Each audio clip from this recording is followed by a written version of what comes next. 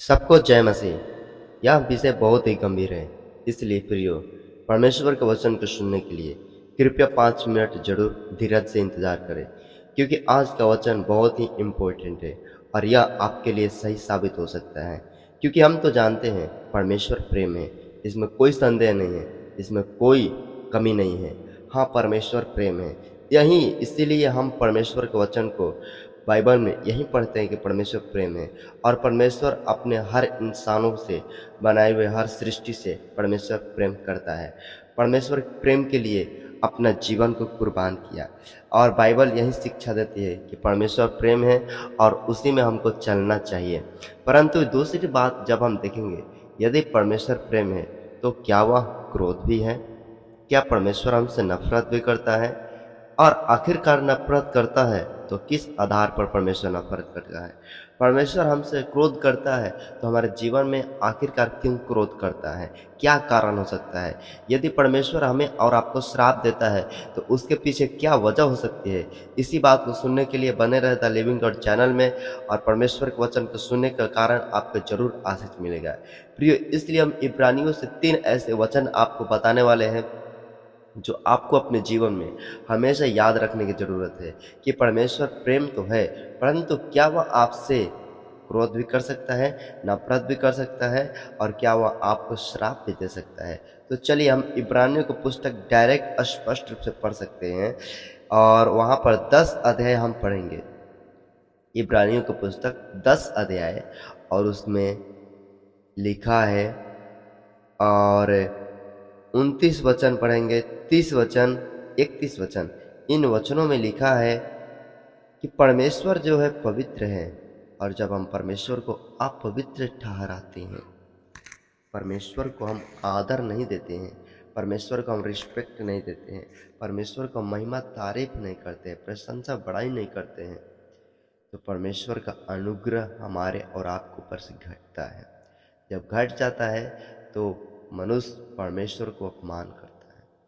इसीलिए 30 वचन कहता है, क्योंकि हम परमेश्वर को जानते हैं, क्योंकि परमेश्वर का वचन कहता है, पलटा लेना मेरा काम है, मैं बदला लूंगा। और फिर यह कि प्रभु अपने लोगों का न्याय चुकाएगा। जब लोग आपको पर अत्याचार करता है तो परमेश्वर आपकी ओर से लड़ता है और दुश्मनों को क्रोध करता है, दुश्मनों को श्राप देता है, दुश्मनों के ऊपर परमेश्वर का भयानक दंड आता है। 31 वचन, जीवते परमेश्वर के हाथों में पड़ना भयानक बात है।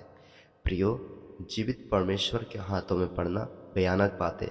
आज के संसार में जितनी समस्या मसीही भाई बहनों झेल रहे हैं, यह परमेश्वर की ओर से योजना है कि मसीही भाई बहनों अपने जीवन में परमेश्वर को सहनशीलता को प्रकट करे, परमेश्वर के प्रेम को प्रकट करे और इस संसार को संदेश दे कि परमेश्वर प्रेम भी करता है तो परमेश्वर नफरत भी करता है। जीवते परमेश्वर के हाथों में पड़ना भयानक बात है, इब्रानियों 10 का 31 वचन में कहता है। इसलिए हम जो हमारे ऊपर अत्याचार हो रहा है, मसीहियों के ऊपर जो खिलाफ में बातें हो रही है, ये जीवते परमेश्वर के हाथ में एक भयानक काम को दर्शाता है कि परमेश्वर अपने लोगों को भयानक हाथों से बचाएगा और उसी भयानक हाथों से दुश्मनों का दंड देगा, मनुष्यों का न्याय करेगा। इसलिए जो कुछ दुख होता है, 32 में लिखा है, परंतु उन पिछले दिनों को स्मरण करो जिनमें तुम ज्योति पाकर दुख के बड़े संघर्ष में स्थिर रहे। हमें जरूर निंदा होता है, क्लेश होता है, हमारे महानों को तमाशा बनाया जा रहा है, मसीहियों के ऊपर दुर्दशा काम किया जा रहा है, परंतु हमें ढाढ़स बांधना है क्योंकि परमेश्वर हमारे साथ है और परमेश्वर इस बड़े दुखों में भी हमारा न्याय करता है, हमारी आंसू पोंछता है। और आगे वचन कहता है कि अब थोड़े ही समय है कि आने वाला परमेश्वर आएगा और देर नहीं करेगा, पर हम पीछे हटने वाले नहीं कि नाश हो जाए। जब दुख तकलीफ आता है तो परमेश्वर का प्रेम को इंतजार करें, ना कि परमेश्वर का पीछा छोड़ दे। हम हटने वाले नहीं कि नाश हो जाए, परंतु हम विश्वास करने वाले हैं कि बहुतों का प्राण को बच जाए। प्रियो, जब आप और वचन पढ़ेंगे, एक वचन तो इब्रानियों और उसका 12 अध्याय और 29 वचन में लिखा है, क्योंकि हमारा परमेश्वर भस्म करने वाली आग है। हमारा परमेश्वर क्रोध करता है, प्रेम भी करता है। हमारा परमेश्वर आंसू पोंछता है तो आंसू दुश्मनों का बहाता भी है, क्योंकि हमारा परमेश्वर भस्म करने वाला आग है। ये बाइबल मैसेज देता है। इसलिए परमेश्वर के दीनता से उसके हाथों में बना रहे, नम्रता से परमेश्वर के पीछे चले, क्योंकि हम जानते हैं परमेश्वर प्रेमी है।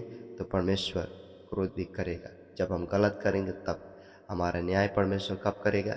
जब हम गलत रास्तों पर चलेंगे तब। इसलिए क्योंकि हमारा परमेश्वर भस्म करने वाला आग है, तो हम जानते हैं कि परमेश्वर हमारा जरूर हिसाब किताब शत्रुओं से पलटा लेगा, बदला लेगा। हम प्रभु के वचन में बना रहे, परमेश्वर की संगति में बना रहे, परमेश्वर के पीछे पीछे बना रहे, क्योंकि परमेश्वर हमारी ओर है, पवित्र आत्मा हमारी ओर है, स्वर्ग हमारी ओर है, यीशु हमारी ओर है, पिता हमारी ओर है, स्वर्ग का स्वर्गदूत हमारी ओर है। तो हारेगा कौन?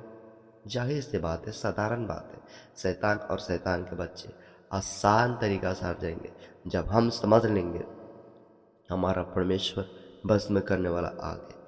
जब इजरायलियों के बीच में पाप होता था, परमेश्वर आग के द्वारा, सांपों के द्वारा और भूखों के द्वारा, बहुत तरीका के द्वारा इजरायलियों को परमेश्वर भस्म किया। अलग अलग शत्रुओं को परमेश्वर भस्म किया। आज भी जो भारत के अंदर मसीहियों के ऊपर अत्याचार हो रहा है, इसमें कोई हमें डरने की बात नहीं, क्योंकि हमारा अटल परमेश्वर हमारे साथ है। और जब परमेश्वर साथ है तो हमें हमारा हिसाब न्याय परमेश्वर करेगा। कृपया प्रार्थना में बना रहे। सबको जय मसीह। यह वीडियो अच्छा लगा तो जरूर वीडियो को सब्सक्राइब करें, लाइक शेयर करना ना भूलें। परमेश्वर का अनुग्रह सब पर बना रहे। भारत के लिए प्रार्थना करें। जय मसीह।